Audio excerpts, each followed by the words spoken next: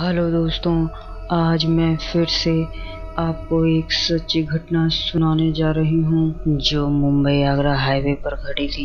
Highway पर कई कहानियाँ होती है। रात के लगभग 10 बज रहे थे। सुनसान सड़क पर पूरा अंधेरा था और एक लड़की लाल और सफेद कपड़े में खड़ी हाथ दिखाकर लिफ्ट मांग रही थी। वहाँ से गुजरने वाली कोई गाड़ी रोक नहीं रही थी।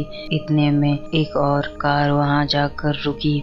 निशा उस कार के नजदीक जाकर पूछती है, मेरी कार बिगड़ गई है, क्या आप लोग मुझे आगे तक लिफ्ट देंगे? उस कार में 2 लोग बैठे थे, एक आदमी जो कार चला रहा था और एक औरत बगल वाली सीट पर बैठी थी। उन्होंने निशा को पिछले सीट पर बैठ जाने को कहा। निशा ने कहा, आप दोनों का बेहद शुक्रिया जो मुझे देखकर कार रोक लिया और बिठाने को राजी हो गए। मैं पिछले 2 घंटे से वहाँ खड़ी हूँ, मदद मांग रही हूँ, मगर कोई नहीं रोक रहा था। कई कारें गुजरी मगर किसी ने मेरी मदद नहीं की। हाईवे पर लिफ्ट कोई नहीं देता, खासकर तब जब कोई लड़की लाल सफेद कपड़े में हो। लोग भूत समझ लेते हैं। महिला ने हंसते हुए कहा, हम देते हैं ना लिफ्ट, वैसे भी भूत केवल लाल और सफेद कपड़ों में ही रहते हैं। यह किसने कह दिया? मैं नहीं मानती, भूत कहीं भी हो सकते हैं, कोई भी हो सकता है। आगे बैठी महिला ने अपने कार के फ्रंट मिरर से निशा को देखते हुए बोली। फिर निशा ने बोला, बाय द वे, मेरा नाम निशा है, मैं मुंबई की रहने वाली हूँ। अच्छा नाम है, बहुत पहले एक गर्लफ्रेंड मेरी इसी नाम की थी।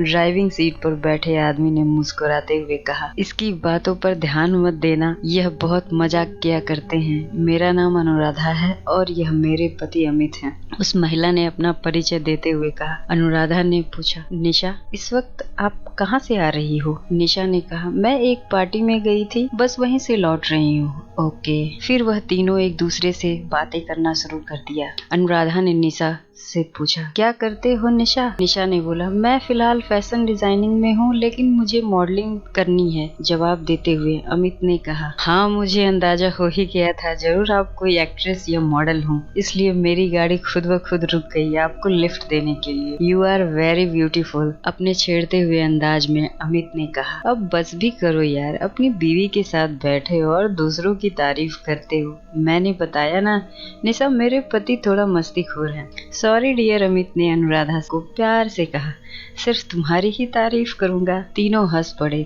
आप लोगों की लव मैरिज हुई है? निशा ने दोनों से पूछा।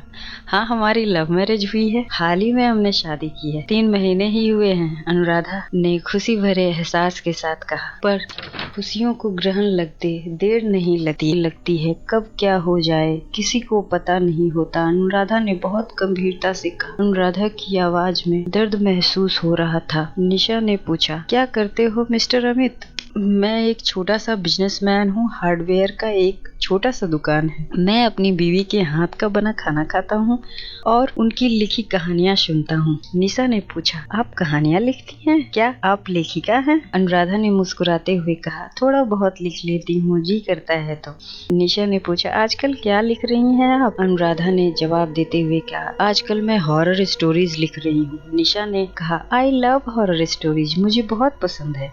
अगर आपको ऐतराज न हो तो एक हॉरर स्टोरी सुनाइए, सफर में मजा आ जाएगा। निशा ने कहानी सुनाने की चाह जताते हुए। इस पर अनुराधा ने कहा मुस्कुराते हुए, लेकिन निशा डरेगी तो नहीं? निशा ने कहा, मुझे डर नहीं लगता है। निशा ने कहा, गाड़ी की लाइट बुझा दीजिए, ज्यादा मजा आएगा। ठीक है, ध्यान से सुनना, बीच में रोकना टोकना मत। अनुराधा ने कहा, गाड़ी की लाइट बुझा दो। बाहर पहले से ही अंधेरा था, अब कार के भीतर भी अंधेरा हो गया था। अनुराधा ने कहानी सुनाना शुरू कर दिया। अनुराधा कहती है, उन लोगों का क्या जो किसी की मदद करने के खातिर खुद की राह भटक जाते और रास्ते में ही अटक जाते हैं। याद रखें, रास्तों में अक्सर अजनबियों को लिफ्ट देना या किसी से लिफ्ट लेना आपकी जिंदगी की गाड़ी को हमेशा के लिए रास्ते पर ही फंसा सकता है। जिसका कोई मंजिल नहीं रह जाता, बस रह जाता है रास्ता और लिफ्ट देते मुसाफिर। रात 9 बज रहे थे। एक पति पत्नी का जोड़ा, उन्होंने हाल ही में शादी रचा सच्चाई थी। वे लोग हाईवे से गुजर रहे थे। रास्ते में किसी ने लिफ्ट मांगी। दूर से ही देखकर कार में बैठी महिला ने अपने पति को इशारा करते हुए कहा, मत रोकना, पता नहीं कौन हो। उनके पति ने कहा, कोई मुसीबत में हो सकता है, हमें रुकना चाहिए। कार जैसे ही नजदीक पहुंची तो दिखा एक लड़की। वह बोल रही थी, मेरी गाड़ी खराब हो गई है, क्या आप लोग मुझे आगे तक लिफ्ट दे सकते हैं? उन दोनों ने गाड़ी के पीछे वाले सीट पर उसे बैठ जाने को कहा। फिर उन शादीशुदा जोड़ों ने उससे बात करने की कोशिश की, मगर वह लड़की एकदम खामोश रही। इस पर उन्हें अजीब सा लग रहा था। यह लड़की ना अपने बारे में कुछ बता रही है, ना हमारी बातें सुन रही है और कोई जवाब भी नहीं दे रही। इतने में अचानक कार के आगे एक जानवर जो बिल्कुल तेंदुए जैसा लग रहा था, रोशनी में उसकी आंखें चमक रही थी। यह देखते हुए उसने कार को रोक दिया। फिर थोड़ी देर बाद वह जानवर चुपचाप चला गया। जब उस आदमी ने दोबारा कार को स्टार्ट किया तो उसकी नजर ऊपर लगे मिरर पर चली गई। तो उसने देखा वह लड़की नहीं थी जिसको लिफ्ट दिया था। वह मुड़कर देखी तो पीछे उस लड़की को नहीं पाकर हैरान हो गई। पति पत्नी देखकर डर से कांप उठे। आदमी तेजी से गाड़ी चलाने लगा। दोनों डरे हुए थे। इससे पहले कि कुछ बुरा ना हो जाए वह हाईवे पार कर लेना चाहते थे। अचानक सामने से फिर वही लड़की उनकी कार के आगे आ गई और इससे कार का संतुलन बिगड़ गया और उनका एक्सीडेंट हो गया। गाड़ी सड़क से बाहर हो गई और किसी पेड़ से जाकर टकरा गई। महिला को बहुत चोट लगी थी, लगभग वह मर चुकी थी। वह आदमी अभी भी जिंदा था। वह बहुत मुश्किलों से वहां से उठकर सड़क के पार मदद मांगने चला गया।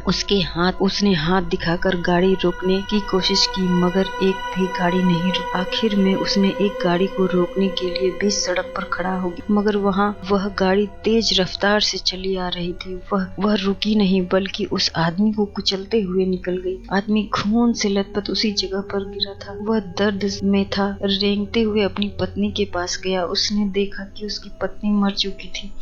थोड़ी देर बाद वह भी अपनी पत्नी के पास लेटे लेटे मर गया।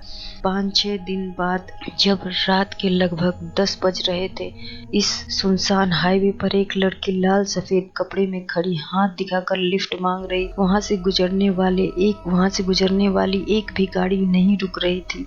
उसी वक्त एक कार वहां से गुजरी।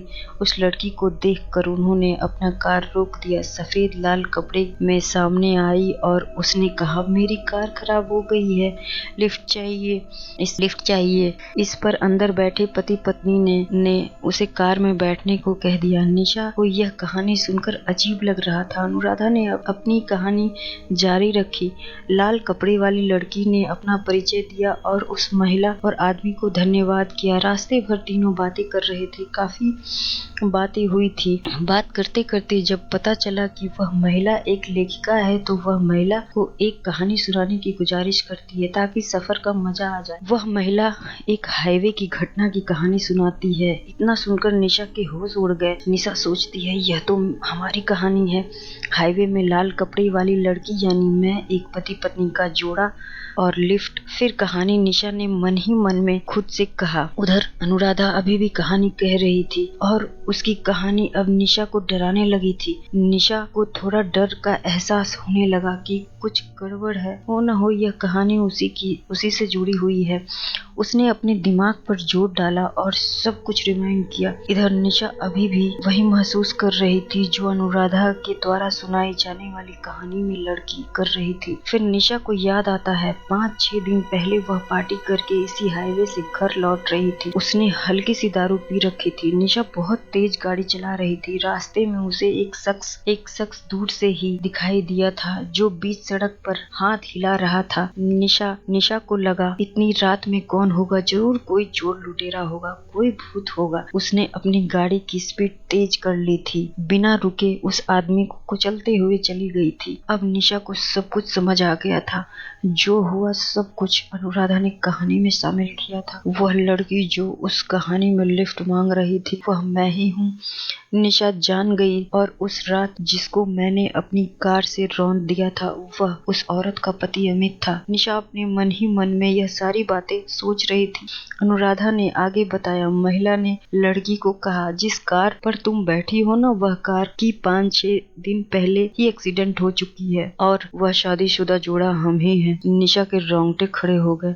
निशा को मालूम हो चुका था जिस कार में वह सवार थी उस कार का एक्सीडेंट हो चुका था। निशा, तुम्हें डर तो नहीं लग रहा है? अनुराधा ने कहा। इस बार उसकी आवाज नॉर्मल नहीं थी। निशा का अंधेरे में डर से हालत खराब हो चुका था।